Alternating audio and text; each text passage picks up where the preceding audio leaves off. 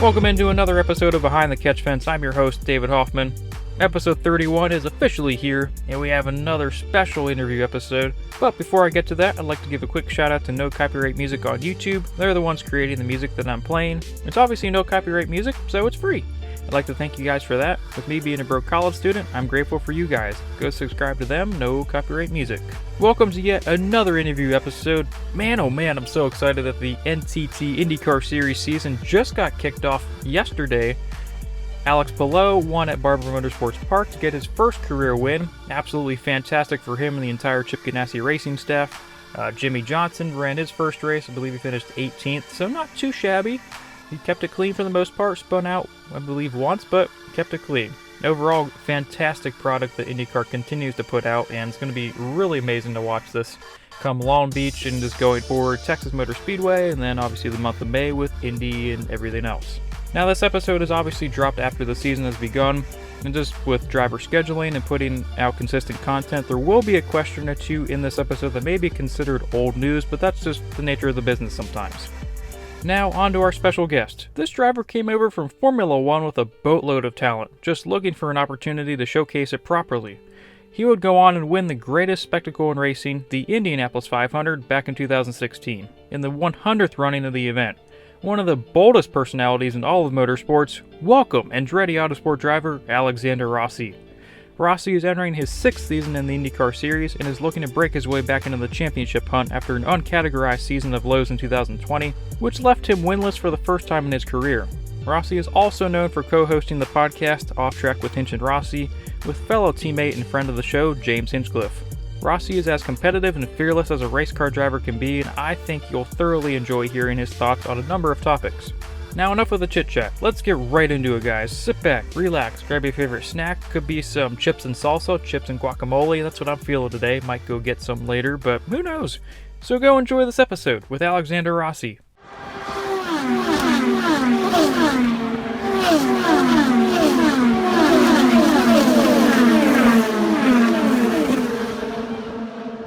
Hey there, this is Alex Rossi. Hey, Alex. How you doing today, man? Good, how are you? Pretty good. Hopefully your drive to Barber's been going well so far. Yes, sir, no problem. So I like to start off every guest with the same question. What's a question you're surprised you haven't been asked before?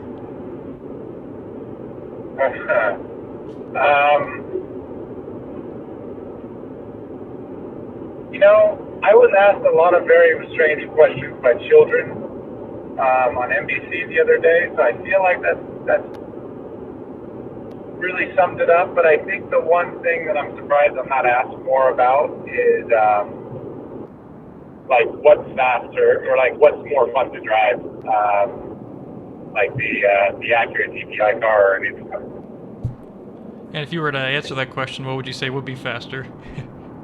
Well, definitely the IndyCar is faster and more fun, but the kind of endurance races that you do for the car side of things are pretty awesome. Yeah. It'd be cool to do like an IndyCar endurance race. I guess we kind of do that with 500 anyway. So there you go. That would be kind of interesting to do something like the Daytona Road Course or something like that. I don't know if that would work logistically, but that would be kind of fun to watch. For sure. I remember a couple weeks ago I'd asked Simon Pagenaud that same question, and he had said, what does your life look like off the track that the fans and media don't typically see? So what would you say to that? Spend a lot of time training, spend a lot of time just enjoying being at home because we're on the road so much. Getting my pilot's license, that takes a lot of time. I have 2 dogs. Yeah, guess that's about it. And you mentioned those 2 dogs. Every time I get a guest on the show that has dogs, I can't help but ask about them. So how are Brunner and Diane doing? They're good. They're upset that they can't come to the track anymore, as much anymore. The airline policy changed with emotional support animals, but there you go. It's okay. Probably people will frown at me less at the airport now that I don't have 2 dogs with me. So how would you describe their 2 personalities?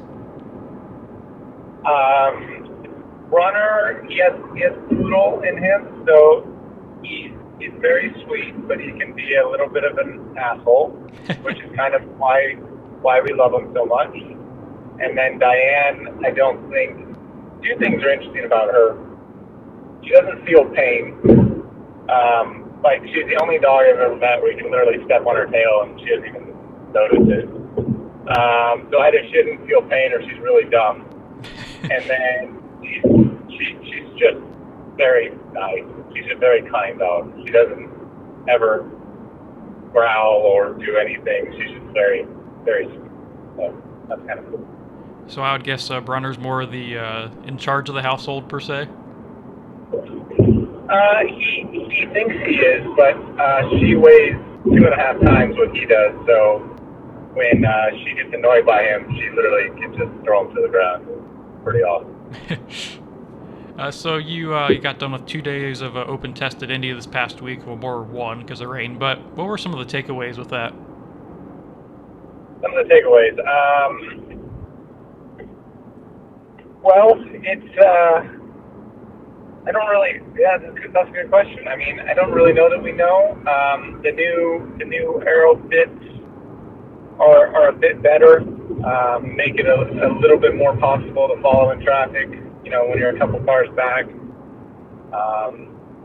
With that being said, it was a pretty cool day.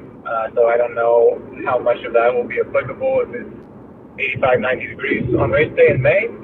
Time will tell. You know, it's great to have so many cars back. I don't think we've ever had an open test with 31 odd cars at the Speedway, so that's pretty awesome. And there's really no slow cars. So it's going to be a hell of a show on bump day for sure, which will be great for the fans.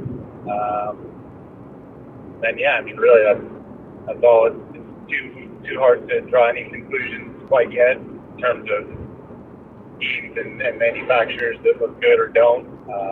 I think everyone's just kind of going through their plans and trying to figure things out. But definitely the aero pieces are more grip. Whether they're enough or not, I don't think we know yet. Yeah. And you mentioned just with some of like the minor adjustments that IndyCar's made, whether it's downforce or that type of thing, how much could you feel in the car with those adjustments, and how do you adapt to those types of changes? Well, they are more downforce, but you have to be able to use it right. So I mean, it's not necessarily just you add pieces and the car gets easier and your life gets happier. You know, you got to find the optimum window that all those pieces work in, and so you know, the driving style doesn't change, but definitely, you know, some of the setup philosophies have to be adjusted a little bit. And as we only really had one day, and so maybe we're trying to figure that all out.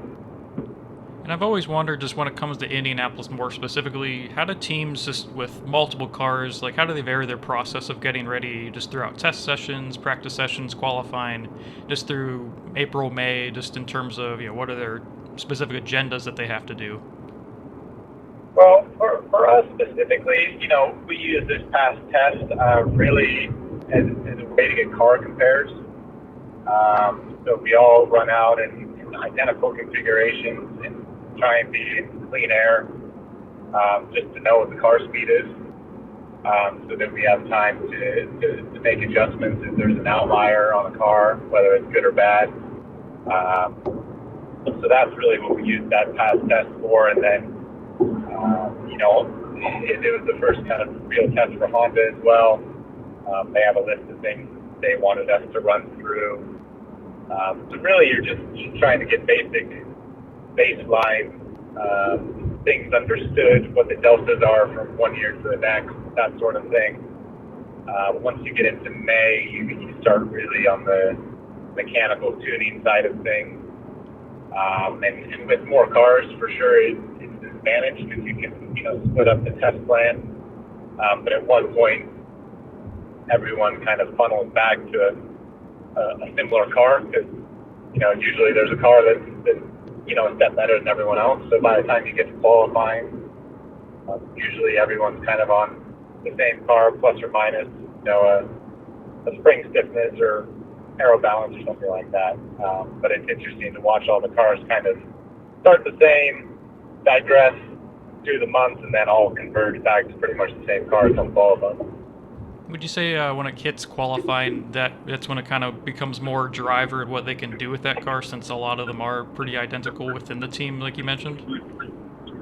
No, I mean, no. I mean, it used to be in the aero kit days when you could really trim the car and take a lot of downforce off. But the cars the way they are now, you can't really trim it efficiently, so everyone kind of goes out on the same downforce level. So then really it becomes about car speed. In qualifying, I would say more than half of it is purely how good your car is.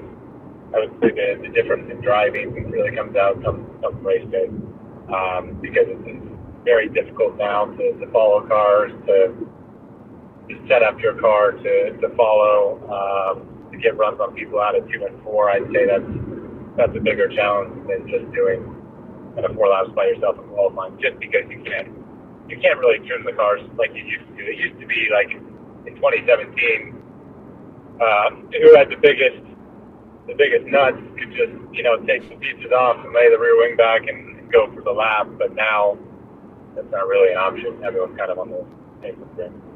Do you think the sport will kind of get back to that as, implementing just all these new systems and a new car eventually here in the next couple of years? Yeah, probably. I mean, these things ebb and flow, right? I think, IndyCar did a lot of really great things with the spec aero kit in 2018. I think the road and street course package is awesome. I think we're all aware that it has some weaknesses on the super speedway and the ovals, just in general. And I think that when the next design comes out, there's going to be a big emphasis on that. So I think you'll definitely kind of return a little bit back to what we used to see. But nonetheless, it's the same for everyone, right? So the guys that are qualifying on pole and the guys that are winning the races are still beating everyone else and deserving it very much so. That's very true. Now looking back at your 2016 Indy 500 win, just with winning such a prestigious race for the first time, going to that track, how did you see yourself grow both as a person and just a driver from that day? My appreciation for the event has done nothing but rise exponentially every time I go to that place, and the desire to win increases even more. And they often talk about the pressure of the guys that have never won it, right? And there was always a conversation about TK and relief he got when he won, and Will when he finally got it. But I would argue the other side of it, and I think if you talk to them, they kind of know it now as well. Like once you get a taste of it, the desire, I think, is even more than what you think it would be if you haven't won, type of thing, if that makes sense. So it's painful every time you go back and you come up short, and you have to wait another 365 days to hopefully have the shot to do it again. So I'm thankful that we're in the month of May, and we'll have another go at it here in about a month or so. And you've been known as someone who has an electric personality on the track. What would you say just motivates you the most and adds fuel to the fire week in and week out? I only care about winning. Really the easiest way to describe it. Second, third, fourth, fifth place are not what I show up to do, and not really interested when it happens. So I think that's the easiest way to describe it. That's why you got voted for, what was it, fan favorite this past season? Yeah, I don't know how legitimate that was, but I'll take it. Either way I can get it, I guess. I've heard a lot of times that IndyCar drivers are, in terms, wired differently. What does that term wired differently mean to you? I don't know. I don't really know, to be honest. I mean, I think that, we're all used to the competitive mindset of motorsports, and no one that gets into IndyCar has been doing it for like a year, right? We've all been doing this since we were kids, and I guess you just grow up with these things that you become accustomed to. But yeah, I would say that's the same for all professional athletes. I look at what an NBA player does in a playoff situation on the free throw line and the pressure that they have to deal with and still being able to deliver. And I look at that and I'm like, wow, I couldn't do that. So I think anyone in any sport or any profession that is a professional in what they do is unique to that. They have characteristics that are unique to that job, and they're special at what they do. And you've got Barber this weekend to open up the season. What are some challenges that come with that track, just compared to other road courses that you guys run at? Well, it's a motorcycle track, so it wasn't really designed for race cars. So it comes with a whole host of challenges. All the corners are pretty weird. The radiuses are strange.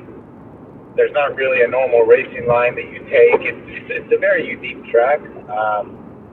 It's in a beautiful part of Alabama, though, and it's maintained phenomenally by Mr. Barber and his staff.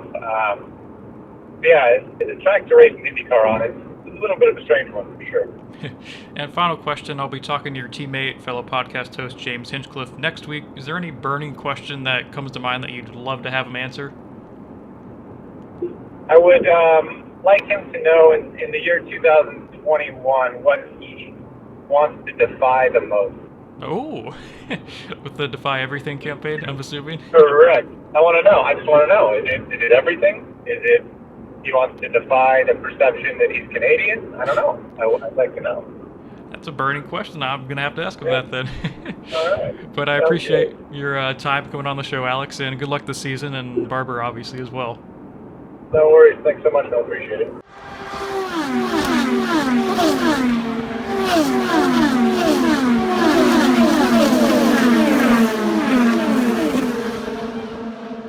I hope you guys enjoyed this episode of Behind the Catch Fence with special guest Alexander Rossi. Now, needless to say, Rossi's determined to put last season behind him after going winless for the first time in his IndyCar career.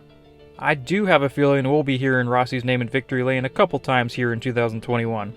I guess you can officially say I've had the opportunity to interview both hosts of the ever-popular Off Track with Hinch and Rossi. Now, speaking of Hinch, as you probably figured out by my last question with Alex, the mayor of Hinchtown is joining the show once again, so look out for that episode to be released on Monday, May 3rd. I'd like to thank Lisa Markle and Lindsay Ritchie for making this all possible.